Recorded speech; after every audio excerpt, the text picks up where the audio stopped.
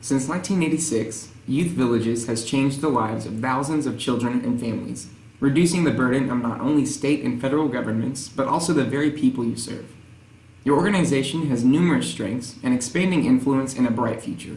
As you grow, various challenges present themselves. From studying youth villages and interviewing one of your own, Don Puster, we have identified one challenge and some recommendations that can help you more effectively be the force for families. So, who are we and why are we giving you unsolicited recommendations? We are a group of 5 Jones College of Business students from Middle Tennessee State University in a nonprofit management class. Our final project has been to find an existing nonprofit, identify its strengths and challenges, and provide some recommendations to best address one major challenge your organization faces. First, we want to celebrate your strengths with you. Youth Village's success is a testament to your many strengths, and we will point out 3 in this report. One of Youth Village's strengths is your expansion throughout the U.S. A strong vision, as well as specific, measurable, attainable, realistic, and time-based goals have allowed your organization to stretch itself and maintain a steady path to a successful fiscal year 2017. Another strength of Youth Villages is your evidence-based practices, specifically your evidentiary family restoration approach to serving families and children. Because your methods, processes, and overarching philosophy are based on hard data, you're able to cut out time and resource-wasting programs and approaches. This leads to better service clients and healthier homes in the long run. A third strength of Youth Villages is your healthy organizational structure. From our interview with Ms. Puster, we learned that communication between your many departments has been key to your success. Youth Villages has created a network for department interdependence that maximizes the strength of each department and makes your organization more effective overall. Every organization faces challenges, and through our interview, we have identified one in particular for Youth Villages. So what is this challenge? Counselor retention does not seem to be as strong as it could be. By counselor, we mean any of your paid specialists who work directly with children and families in and out of their home. Why is this challenge with counselor retention? Well, the work-life balance for counselors appears to be skewed more toward work than it needs to be. Counselors invest their time, energy, and emotional resources into children and families who suffer from behavioral and other issues. These conditions can be stressful, especially when counselors put in many hours during the week. While some people realize they are just not right for the position and leave, others who truly feel called to this line of work can find it draining. Our group has come up with 4 recommendations Youth Villages might implement to ensure that these counselors are healthy and in turn loyal to your mission. The first recommendation we have is to reduce the counselor-to-child ratio. The second is to delegate more tasks to free up your counselors. The third is to enhance your counselor's working environment. And the fourth is to emphasize your counselor's overall health. Implementing these 4 recommendations, we believe, will help the work-life balance of your counselors look less like this and more like this. Let's take a quick look at how Youth Villages can balance the work and life of your counselors. Our first recommendation, to reduce the counselor-to-child ratio, can be accomplished by 1, hiring more counselors, and 2, shrinking the caseload for each counselor.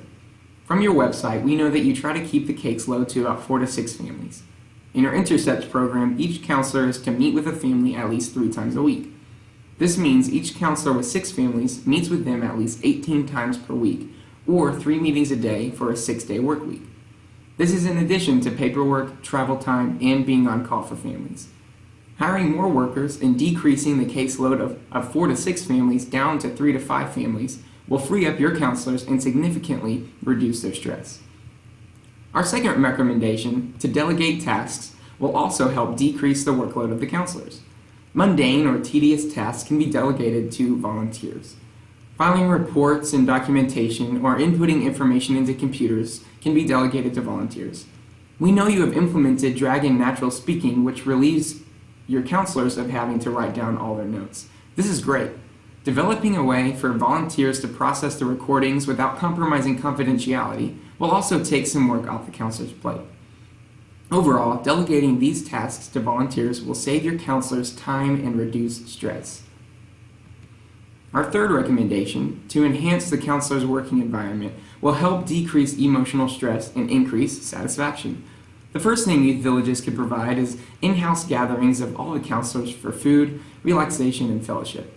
This will allow counselors to strengthen their relationships with one another while being able to debrief from their work. Another option is to institute monthly or bi-monthly outdoor games and activities for the counselors to enjoy each other while getting exercise. Beyond counselor relationships, allowing counselors to bring family members into work once or twice a year will allow them to give relatives a look at the work they're doing, which could be encouraging to the counselors and their families. Our fourth recommendation, to emphasize overall counselor health, will ensure that your counselors are well taken care of and feel secure. Bi-weekly or monthly check-ins by upper management can make sure the counselors are operating at their best. Furthermore, these regular check-ins can reveal any excessive emotional stress the counselor is under, which will allow for better informed and quicker responses from upper management on how to help the counselor. Another important aspect of counselor health is in their finances. Counselors are currently paid around $23,000, which might contribute to the low retention rate. A pay raise that better matches the emotional time investment of the counselors would make them feel more important to the organization and improve their overall quality of work. Youth Village's strengths overwhelmingly outnumber your challenges, and we are confident that the challenge of retaining counselors can be easily overcome. To recap, our recommendations to you are to reduce the counselor-to-child ratio, delegate more tasks to free up your counselors, enhance your counselor's working environment, and emphasize your counselor's overall health. By implementing some variation of some or all of these recommendations, your counselor satisfaction will most likely increase, which will translate to a higher retention rate. Thank you for allowing us to study your incredible organization. We have been encouraged by your mission and success, and we wish you the best as you help children and families live successfully.